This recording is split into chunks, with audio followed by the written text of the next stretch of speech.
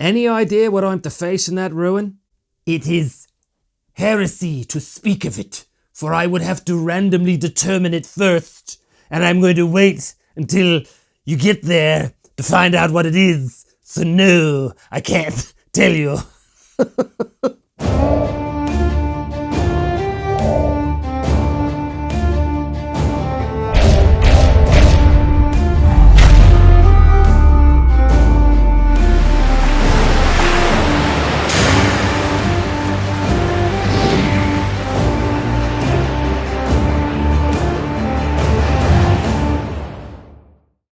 Well, hello and welcome back once again to Be Myself and Die. I'm, as always, your intrepid GM, host, and player, Trevor Devall. Thanks so much for joining me, and if you want to help support the show, please do hit like and subscribe, and if you want to help support the show on Patreon, there's a link for that below. I do want to ask your help, actually. I'm trying to get more eyes on the show. Right now we have just over 10,000 subscribers at the time of this recording, which is great, but I want more.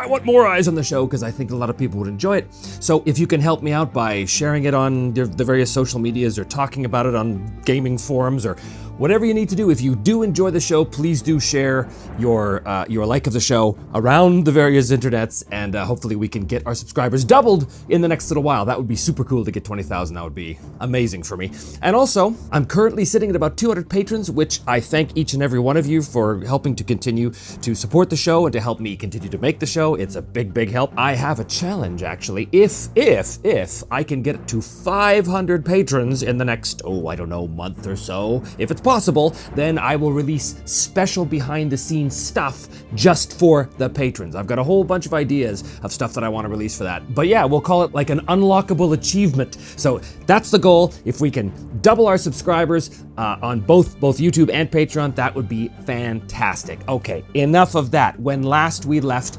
Edbert, we had a big episode last time where he discovered all kinds of stuff, or rather we discovered all kinds of stuff about what's going on in the background. We discovered that Simon helped Edbert escape the Order by knocking him out and putting him in a barrel because he knew that if Edbert stuck around to fight the Order in Hundatora, he would be killed, and Simon wasn't going to let that happen. What happened to Simon after that is still a mystery.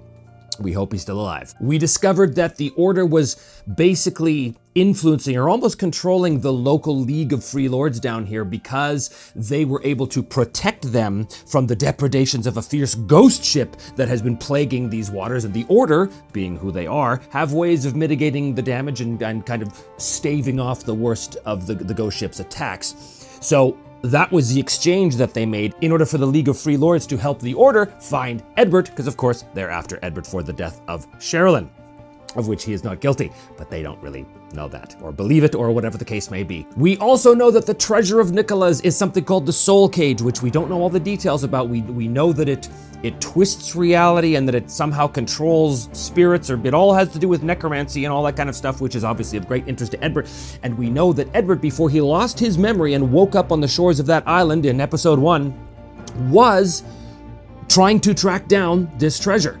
So maybe that's the reason why he was on this island and the drunken ghoul was nearby.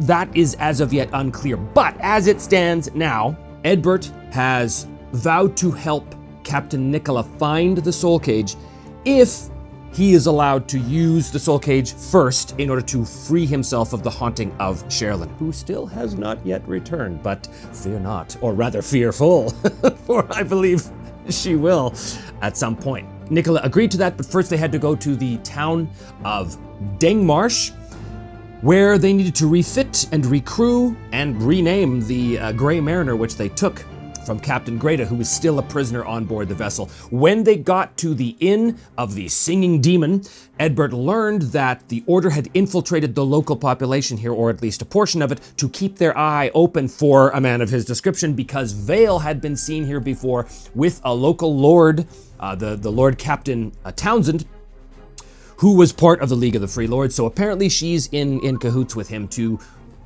that. So the barmaid in the tavern recognized who Edbert was and went to go tell the owner, who immediately sent two of these big thugs through the crowded tavern in the early evening, trying to get to Edbert, and that is where we left off. So before we continue on, there will be no experience points because we're sort of in mid-adventure, so to speak, right now. But we're going to add some new NPCs and threads from the last game. So we're adding the NPCs, Lord Captain Townsend, and we're also adding the ghost ship, for that is now a major player in the game. We're going to name that ghost ship right now. So we are going to go to GM Miscellany Wilderness Dressing for our pirate name. The Crimson Viper. Oh, I like that. The Crimson Viper. That goes well with the whole Serpent's Teeth Island thing. However, there are new threads. Help Nicola retrieve the soul cage we added last time. And that's basically it. All the other stuff that happened basically contributes to existing threads. So there's no new threads. However, the chaos factor is going to go up to 5. Edbert is at the top of this new scene. In this crowded tavern in early evening, where the two thugs are pushing their way through the crowd after him, he knows that obviously they're in the pay of the order, so he wants to get out of here. I don't think he's gonna stick around and fight. But before we do anything, let us see if the scene is altered or interrupted. 5 or less, 10. Okay, it is not. So Edbert, in fact, I think he sees them coming through the crowded room. He was moving towards the bar when he saw this happen. I don't think it got that far, so I think he's gonna turn around and try and get out the front door before these guys can get there. So this is gonna be a very simple sort of contest of muscle rolls. So Edbert's roll is, Edbert's muscle skill is 6. These guys are big bouncers. I'm gonna give them a muscle score of 8. So basically they wanna roll under, but whoever gets the highest, if they succeed, wins the contest to see who can get to who first. Basically, if Edbert wins, he gets to the door first, which gives him a little bit of breathing room to decide what to do when he's outside. But if they win, they're going to intercept him before he gets to there. And what do we have? Oh, look at this. Their skill was 8. They rolled a 9, which is a fail. His was 6, which is a 4, which means he succeeds. That's actually good because I don't have to change the setup now. He bursts out of the tavern, pushing his way through this fella on the stairs and making his way down here. Now, here's the thing. We know that Nicola and Wyndham are not on the docks right now. The docks are still quite busy, so there's a lot of people, but it's tapering off. You know, evening is coming in.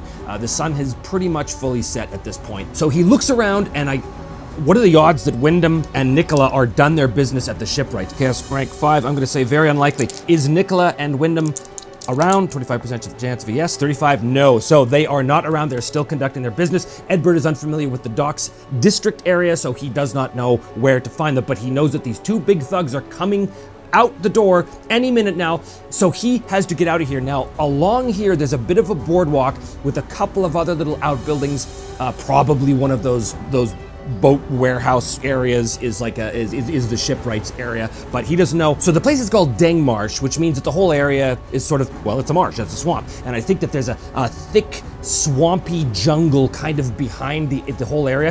I think maybe the area along the shore here is the only remotely stable place, but even so, these buildings are a lot of them are built on big stilts and things like this, moss and ivy and lichen and everything, climbing their way up the posts and the pillars. Sort of a low fog, a humid fog rolls its way along the area, but I think that that's going to provide Edbert an opportunity to hide from these guys because he doesn't want to fight them. He doesn't want to have to deal with this at all. He's going to try and move his way, splashing into the waters of the fetid swamp and moving his way back behind the inn to see if he can hide from these guys. These two big thugs come bursting out of the door, looking around for any sign of him, and they're running down to the dock area to see where he is. Scanning the dock, they can see that he's not there. So here's the question. As Edbert is splashing his way back behind the inn, trying to hide in the swamp from these guys, does he do it? Let's find out. Edbert's stealth is not great.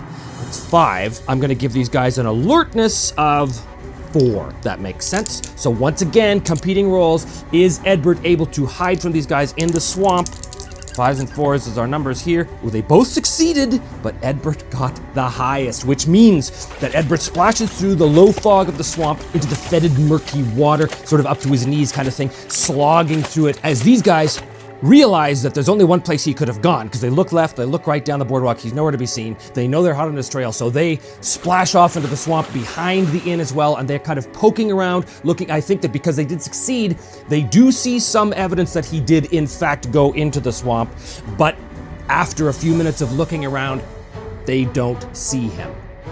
So, at one point they kind of mumble to each other, oh, this is interesting. Do they say anything of interest that Edbert overhears that might give us some information about the nature of this swamp? What is it? What does he hear the men say? What do the men say? 64. Spy, 27. Spy of a project. Spy a project. So as the men are giving up the search, Edbert overhears them say, "Well, he scarfed. I couldn't have got very far.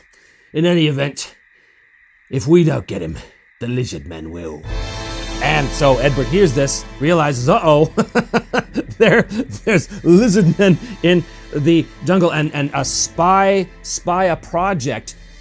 As the two thugs sort of recede into the mists and go back towards the inn, Edbert sees deeper into the mists, into the swamps. He sees a project. He sees hanging on the lichen-covered trees of the swamp. Again, low fog, low mist rolling everywhere. Nailed onto the various trees, almost like a border marking, are human skulls. But it's not just a warning, it's also a project, spy a project. So I think what that means is spy a project. Yeah, so Edbert sees this and he very carefully approaches to get a better look. And as he does so, he can see that in the mist, in the distance, there is movement. There is something out there in the mist moving. What's the project that the lizard men are working on? 10. Communicate. 33. Lies. Communicate lies. The communication of a lie? And they're setting up a border. Oh, okay, all right. I think that the lizard men here, that they're hiding something. That they're setting up a barrier, they're setting up a warning. They don't want the humans, they don't want the pirates to come onto their territory, which is very close. But they're protecting something and they're hiding something. They're hiding their numbers, they're hiding their own, they're trying to make themselves appear more fierce than they actually are in order to fully defend their territory. What if they had what if the lizardmen had some sort of shaman that was able to harness the power of illusion or something? So as Edbert is making his way very carefully through the swamp, sort of hiding behind trees and stuff, again, low mist everywhere, very difficult to see, but on these trees, he can see these human skulls and strange markings kind of carved into the wood. Obviously, there's some sort of markings like warding off invaders or intruders to the land, this kind of thing. Somewhere in the distance here, he sees just a flash of movement as a scaled reptilian humanoid with a spear is basically splashing through the water, but with great speed and agility. Hard to see through the mist and the fog, but he sees that. He sees the lizard man go up to one of the markings on the trees and basically intone something in a hissing, slithery sort of language. And then emerging out of the mists comes a gargantuan figure, like a humanoid crocodile, but standing 10 feet tall kind of thing, and it's slowly moving out of the mists. Well, Edbert sees this and thinks, uh-oh, but here's the thing. What Edbert doesn't know is that this is in fact an illusion generated by the lizardman shaman to scare off humans. So are they aware that Edbert is on the border and that's why this thing shows up? I think so. By Edbert getting close to those markings on the trees out here, it sort of alerted the shaman, or alerted something happened that caused the lizardman to be aware of his presence and to manifest this illusion, although he doesn't know it's an illusion, of this thing moving directly towards him in the mists.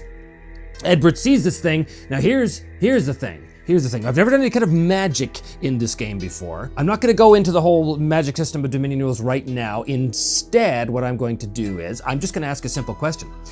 Is this illusion able to cause harm if the perceiver of the illusion believes it to be true? Or is it just an illusion that really can take no effect in the real world? I don't know. Can the illusion cause harm to the perceiver if the perceiver believes that the illusion is real? 50-50. This is a 50% chance of yes. It can. And it's an extreme yes. It's an extreme yes. It can definitely cause harm. Edbert sees this creature coming towards him. For all intents and purposes, it's a real creature. And it's coming directly towards him as though it spied him immediately. Edbert sees this thing. He draws his sword and he shouts out to the other figure he knows is waiting in the mist. He shouts out, "Now just hold on a second. I don't mean to cross into your territory. I'm not an invader, you understand?" Can he persuade? Can he persuade the lizard men to break off their illusory attack, to basically expel this human invader from their territory? Can he do it using his persuade score? If he doesn't, he's going to wind up fighting this illusion. Remember, to him, for all intents and purposes, it's real. Does he use luck on this? We do have luck points. Yeah, I'm gonna burn a luck, which puts us down to 1 spare AP, which makes his persuade score 7. Does he persuade the lizard men to not attack him immediately?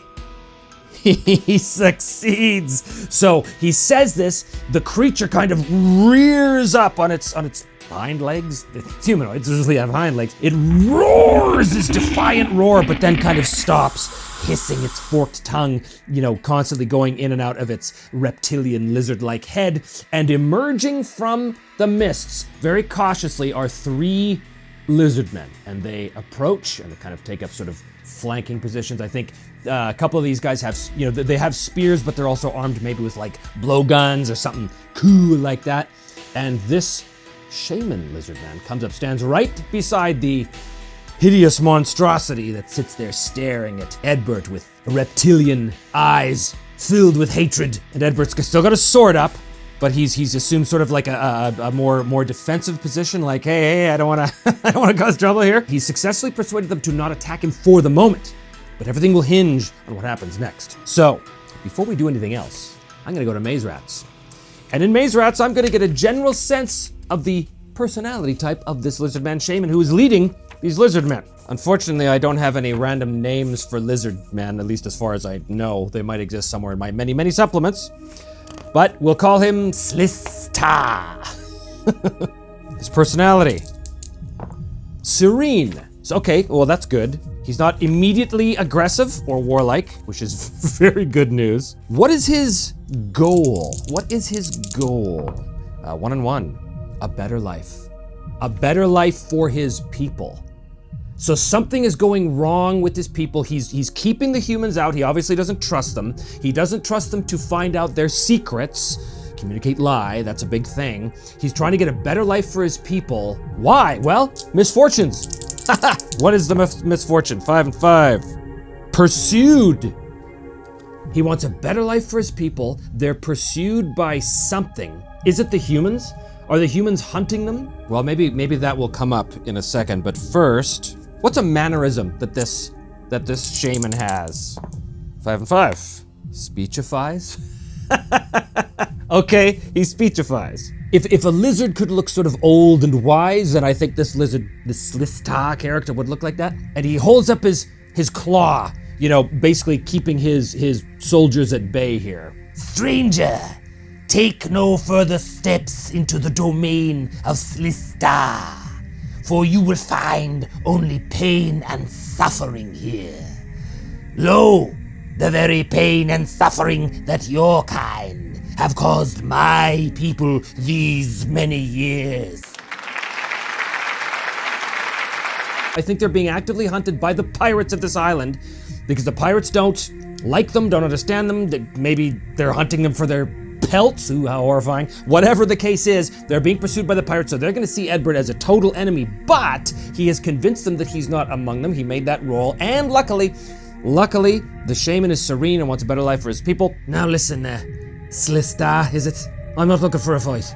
I've got nothing to do with the pirates at Dengmarsh. I'm just passing through, do you understand? But right now, they're as much of an enemy to me as apparently they are to you. So, if you would allow me to lay low in your swamp for a few days, just until things blow over, I'll get back to me ship, and that'll be the end of it. You'll never see me again. The human speaks, but always the tongues of humans are filled with lies, with words of deceit in their round, fleshy mouths. Long have the humans pursued us. If the human says that it is different from its kind, it must prove itself. Right, okay. How so? He kind of looks at the big giant monster thinking, oh, please don't make me fight this thing. How is Edbert going to be able to prove himself to Slista so that he can camp out here in the swamp for long enough to be able to wait out the time it's going to take Captain Nicola to repair the ship and to get more guys? Because remember, too, Lord Townsend is going to know very soon that Edward is here somewhere, so he's probably going to send guys out into the swamp. But now we know the swamp is probably a very dangerous place to go. I mean, we know that the two bouncers from the bar would not go much further into the swamp for fear of the lizard men, and they sort of thought that if Edward's going in there, he's probably dead anyway. So these guys are very dangerous to humans, obviously. What does he need? Is there something Edward can offer him? Well, let's go back to Maze Rats again. Missions! Wouldn't this be interesting? We'll take a page out of the Iron Sworn book here, and maybe Slista has some quest, some vow that he wants Edward to perform in exchange for allowing him to hole up in the swamp until things calm down. What is the mission? 5 and 6. Ruin. To ruin something. Or, what if there's like an ancient ruin inside the swamp that contains something that Slista wants? This is classic fantasy adventure setup 101. The pirate attacks upon Slista's people have become more frequent. There is, in the heart of the swamp, an ancient ruin, a place of great symbolism and magic. Slista knows of a great power that exists in the heart of the ruin that can be removed and used by lizard folk. However, Slista and his people do not venture there, for it is considered sacrilege to desecrate the ancient site. You, who are not of our kind, might be able to venture inside and retrieve and reawaken the power that would allow Slista's people to defend themselves and their territory against the depredations of the humans. For long have we suffered under the yoke of piratical oppression. Speechified. So you want me to go to some forbidden ruin in the heart of this island and grab you something that's going to help you defend yourselves against these pirates, is that right? Yes, that's about the long and the short of it. And in exchange for doing that, you'll let me ride out the hunt for me, which is going on right now in that town. Yes. How far is this ruin? Half a day's travel at most. If the human agrees to it, Slista's people will get you there safely. But we cannot cross into the ruin itself, for that is sacrilege. Any idea what I'm to face in that ruin? It is heresy to speak of it, for I would have to randomly determine it first, and I'm going to wait until you get there to find out what it is. So no, I can't tell you. Well, I guess it's either this or going back and taking my chances with an entire town who has been paid to be on the lookout for me and turn me in to the Order of the Purifying Flame. Frankly, doesn't seem like much of a choice at all. Fine. Lead the way. Let's go. Okay, so that basically ends that scene. Characters. Slista. New thread. Awaken the power in the swamp ruin. Chaos factor is going to go up to 6, because this is not what Edward wanted. And so, Slista and some of his lizard folk warriors lead Edward deeper into the swamp in order to get to this ancient ruin, the nature of which we will determine once he gets there. What is in this ruin? What's its history? Why is it sacrilege for the lizard folk to enter? And what is this power inside that's going to help them basically stave off the humans? And more importantly, is it possible that whatever is in this ruin has something to do with his own personal quest? I think that's highly unlikely, but you never know. The dice will tell, and they will tell next time in the next episode of Me, Myself, and Die. Gotta cut this one short today, folks. Sorry. I've got a lot on my plate at the moment. But thank you for tuning in, and as always, if you do enjoy the episode and want to help support the show, please do hit like and subscribe. And also, if you want to join the Patreon, the link for that is below. We are trying to double our subscribers and get our patrons up to 400, 500, something like that, where I will unlock all sorts of wonderful behind-the-scenes stuff. So if you are interested in being part of that, please do check out the links below. Thank you so much, and we will see you next time on Me, Myself, and Die.